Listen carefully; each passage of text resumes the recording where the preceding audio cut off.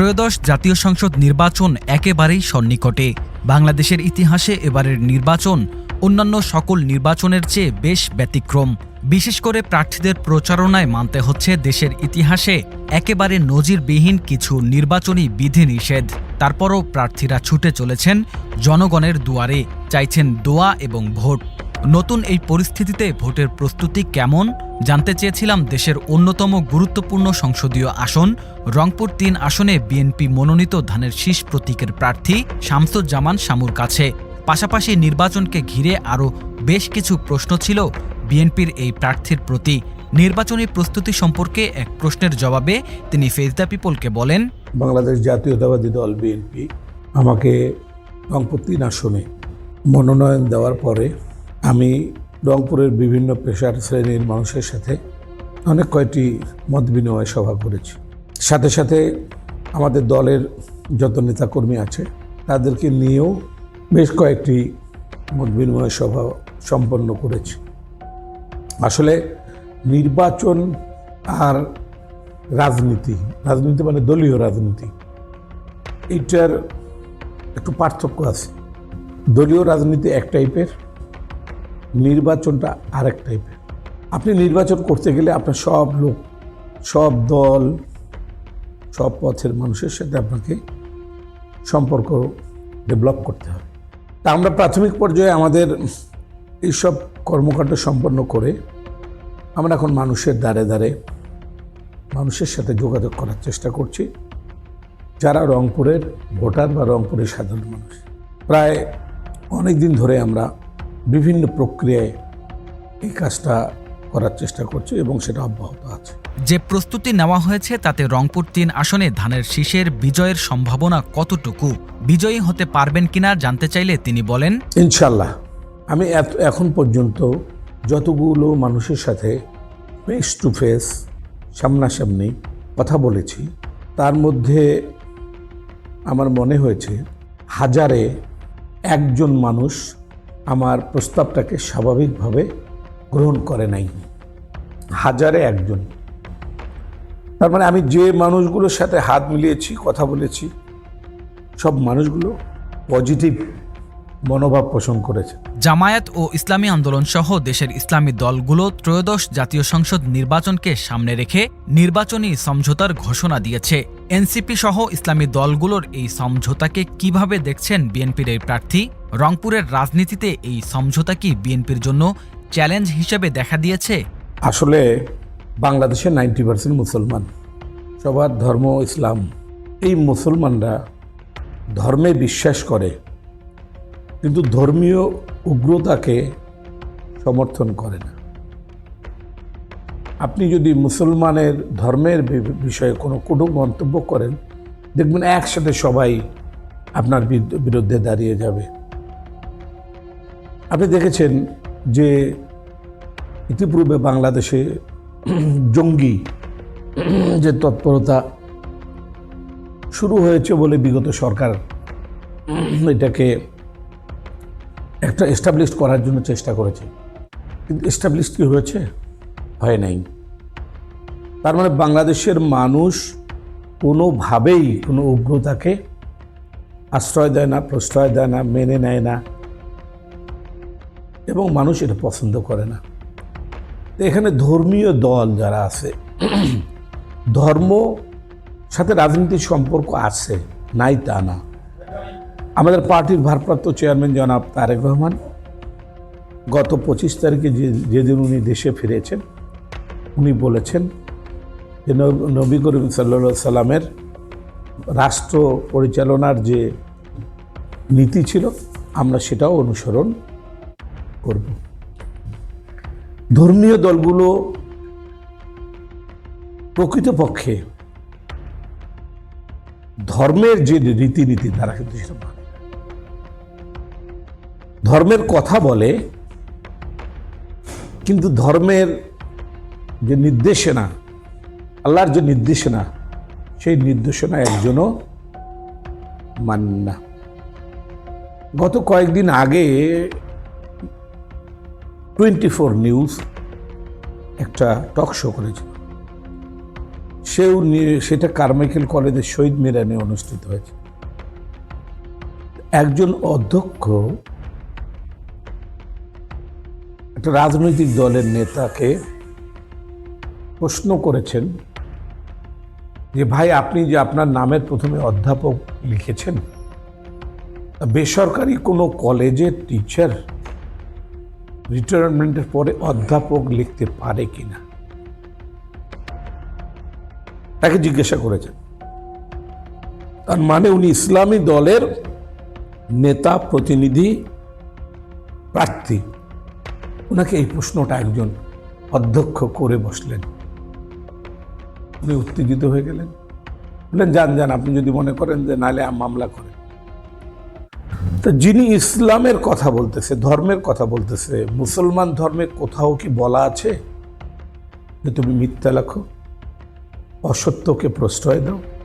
উনি ওনার নামের প্রথমেই তো একটা অসত্য, অগ্রহণযোগ্য কাজ করেছেন, যেটা নিয়মের বাইরে, নিয়ম বহির্ভূত। সম্প্রতি কয়েকদিন আগে জাতীয় পার্টির চেয়ারম্যান জিএম কাদের বলেছেন তারা বিএনপির সঙ্গে সমঝোতার চিন্তা করছেন। ওনারা যদি কোনো জায়গায় বলেন যে এই জায়গায় আপনাদের ক্যান্ডিডেট উইক আছে, আপনারা আমাদের সাপোর্ট দেন, আমাদের কোনো জায়গায় যদি তারা বলে করে আমাদের কিছু ভোট দিলে আপনারা ক্যান্ডিডেট পাস করবে, আমরা এই ধরনের আলাপ আলোচনা করতে পারি যদি ওনারা চান। বিএনপি কি আসলেই জাতীয় পার্টির সঙ্গে সমঝোতা করবে?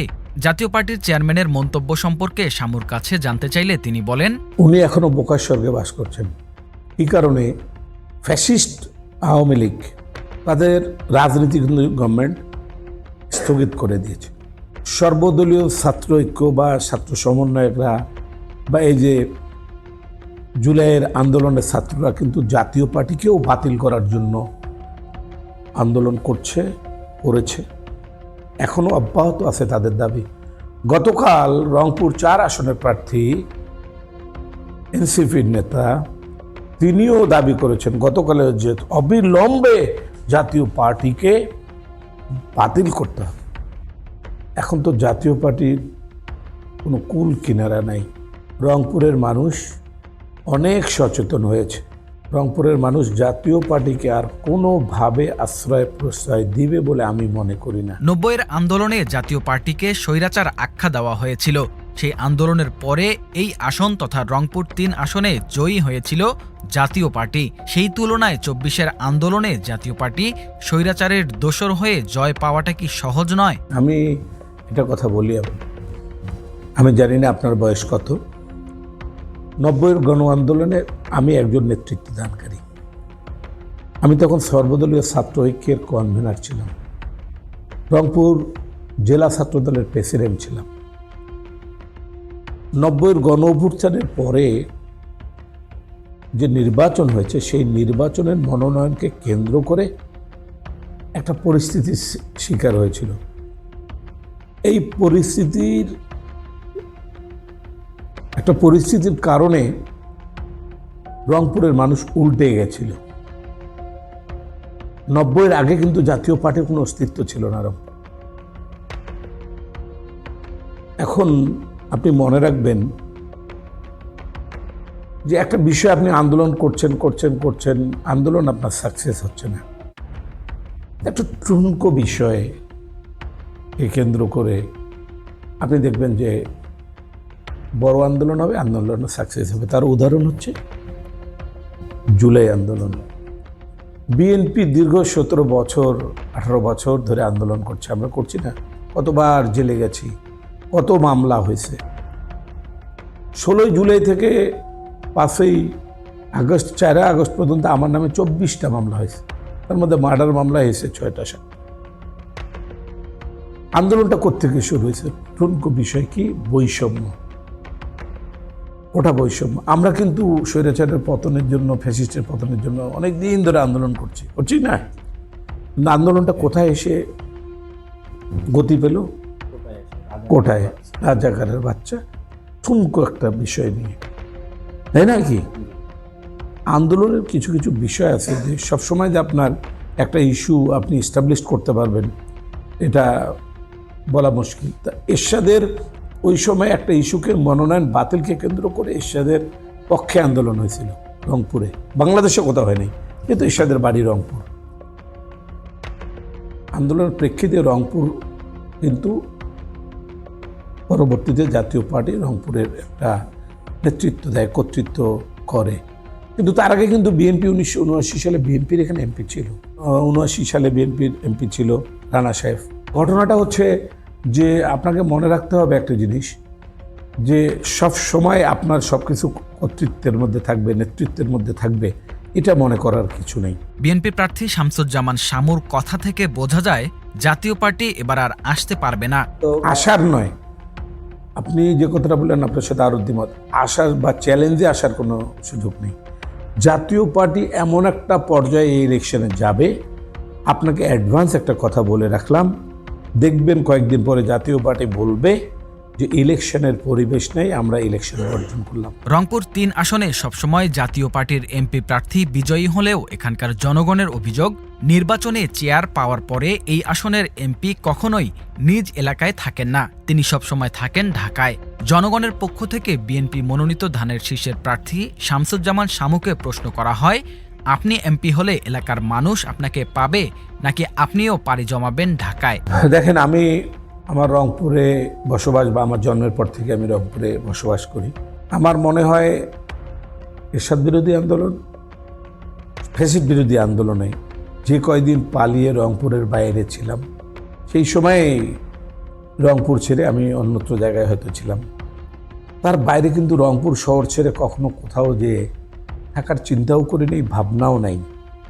এবং আমি মনে করি যে আমি রংপুরের মানুষ, রংপুরের শিক্ষা জীবন, আন্দোলন, সংগ্রাম, রংপুরের মানুষের নিত্যদিনের সঙ্গী আমি।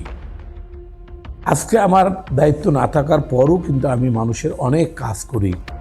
আর দায়িত্ব যখন পাবো তখন তো আমার প্রতিটি মানুষের, এই রংপুর শহরের নাগরিকের দায়িত্ব থাকবে আমার উপর, আমার কাঁধে। জনগণ তাদের মূল্যবান ভোট প্রদান করে একজন জনপ্রতিনিধি নির্বাচন করেন। তাদের একটাই আশা যেন এলাকার উন্নয়নে তিনি অবদান রাখেন। স্বাভাবিকভাবেই বিএনপির এই প্রার্থীর প্রতিও তার ভোটারদের প্রত্যাশা থাকবে। তাদের সেই প্রত্যাশাকে গুরুত্ব দিয়ে এমপি হলে সর্বপ্রথম এলাকার কোন 3টি কাজ তিনি করতে চান জানতে চাইলে তিনি বলেন, যেমন আমি ফার্স্ট চিন্তা করি যে রংপুরে অনেক বেকার সমস্যা। রংপুরে দেখবেন আপনি অটো রিক্সা চালায় খুব বেশি, কারণ শিক্ষিত বেকার আছে অনেক, যারা পেটের দায়ে অটো চালাচ্ছে। এই বেকার সমস্যার সমাধানের জন্য আমি পরিকল্পনা গ্রহণ করব, কিভাবে বেকারদেরকে কাজের মধ্যে নিয়ে আসা যায়। এটা একটা অত্যন্ত গুরুত্বপূর্ণ কাজ। দ্বিতীয়ত, রংপুরের স্বাস্থ্য সেবা অনেক নাজুক। রংপুর মেডিকেল কলেজে গেলে আপনি দেখবেন যে ওখানে একটা রুগী বিছানায়, 4টা রুগী মাটিতে। রংপুরের সিসিইউ ডিপার্টমেন্টে 25টা বেড, তার মধ্যে হয়তো 2, 4, 5টা নষ্ট হয়ে আছে, বাকি কয়টা চালু আছে। প্রতিদিন এই সিসিইউ বেড না থাকার কারণে 1-2টা রোগী মারা যাচ্ছে। রংপুরের চিকিৎসা ব্যবস্থাটা এই পর্যায়ে চলে গেছে। আমি দ্বিতীয়ত এই চিকিৎসা ব্যবস্থাটাকে মানুষের দোরগোড়ায় নিয়ে যাওয়া যায়, কীভাবে এটাকে ডিসেন্ট্রালাইজ কীভাবে করা যায়। যেমন একদিকেই সব হাসপাতাল, ক্লিনিক, অন্যদিকে একটা হাসপাতালও নাই যে 20 কিলো দূরে একটা রোগী, মাহিগঞ্জ থেকে একটা রোগী হার্ট অ্যাটাক করছে, মেডিকেল যেতে যেতে দেখবেন যে মারা গেছে। কারণ হার্ট অ্যাটাকের রোগীরা তারা ম্যাসিভ হার্ট অ্যাটাক করে, তারা দেখবেন যে আপনি তাড়াতাড়ি আধা ঘন্টা 1 ঘন্টাও সময় অনেক সময় পায় না। আমি চাই ডিসেন্ট্রালাইজ করতে। কীরকম? ছোট ছোট হাসপাতাল, সরকারি হাসপাতাল করতে হবে বিভিন্ন সাইডে। তাহলে কী হবে? জরুরি রোগীগুলো সেখানে তাৎক্ষণিক সেবা পাবে। এই কাজগুলো করতে হবে সেবার জন্য, এই কাজগুলো করতে হবে, মানুষকে সেবা দিতে হবে, চিকিৎসা সেবা দিতে হবে। দ্বিতীয়ত হচ্ছে রংপুরের শ্যামাসুন্দরী খাল, একটা অনেক গুরুত্বপূর্ণ খাল, যেটা দিয়ে রংপুরের টোটাল ড্রেনেজ সিস্টেমটাকে আমরা আধুনিকায়ন করতে পারবো, যেটা দিয়ে ওয়াকিং রোড থেকে মানুষ হাঁটা চলাফেরা করবে সুন্দরভাবে, যারা শরীরচর্চা করবে। তৃতীয়ত, আমরা সুন্দরভাবে বৃক্ষরোপণ করে, বনায়ন করে আমরা সেটাকে একটা সবুজ আধুনিক নগরী হিসাবে আমরা এগিয়ে নিয়ে যেতে পারব। এটা তৃতীয়ত। চতুর্থ, আমি মনে করি রংপুরের যে যানজট যেভাবে, এই যানজট মুক্ত করতে গেলে টোটাল আমরা একটা গোলাকার রাস্তা তৈরি করব। আমরা রাস্তাগুলোকে প্রশস্ত করব। 50 বছর 100 বছরের প্ল্যানিং করে আমরা এই কাজটা করব। এই কাজটা করলে আমি মনে করি ওই 1 বছর 2 বছরের সমস্যার সমাধান করার কোনো সুযোগ নেই। ইনশাল্লাহ আমরা এই প্রবলেমগুলো সলভ, অনেক প্রবলেম আছে, তার মধ্যে আমি উল্লেখ করলাম 4টা প্রবলেমের কথা। 24 জুলাই আন্দোলনে শত শত জীবন আর রক্তের বিনিময়ে অনুষ্ঠিত হতে যাচ্ছে ত্রয়োদশ জাতীয় সংসদ নির্বাচন। আর মাত্র কয়েকদিন পরে নির্বাচন অনুষ্ঠিত হবে। নির্বাচনে বিএনপির ভোটার এবং সাধারণ নাগরিকদের প্রতি বার্তা দিতে গিয়ে বিএনপির প্রার্থী শামসুজ্জামান শামু বলেন, আমি রংপুরের প্রিয় নাগরিকবৃন্দের কাছে আবেদন জানাই যে আমরা দীর্ঘ 42 বছর রংপুরে কোনো উন্নয়ন পাই নাই। যারা রাজনৈতিক নেতৃত্বে ছিলেন তারা আমাদের জনগণের ভাগ্যের পরিবর্তনের জন্য কোনো কাজ করেনি। সরকার এক পক্ষে, আমরা রংপুরের মানুষ গেছি বিপরীত পক্ষে। আমি সবার কাছে আবেদন যে আমরা আগামীতে বাংলাদেশ জাতীয়তাবাদী দল সরকারে আসবে, ক্ষমতায় আসবে, এটা বাংলাদেশের সব মানুষই বলে এবং ইনশাল্লাহ আমি নিজেও মনে করি। আমরা যেন সরকারের সাথে থাকতে পারি। সরকারের সাথে থাকলে আমরা রংপুরের যতগুলো দীর্ঘদিনে আমরা যে বৈষম্য শিকার হয়েছি, আমরা যে বাজেট পাই না, আমাদের রংপুর সিটি কর্পোরেশনে গত সময় 100 টাকাও বাজেট বরাদ্দ করে নাই। আমরা আমাদের ন্যায্য হিস্সাগুলো পাওয়ার জন্য সরকারের সাথে থাকতে হবে। তার মানে ধানের শীষের সরকার হবে এবং রংপুরে ধানের শীষকে ভোট দিতে হবে। দিলেই ইনশাল্লাহ আমরা আমাদের কাঙ্ক্ষিত জায়গায় পৌঁছতে পারবো।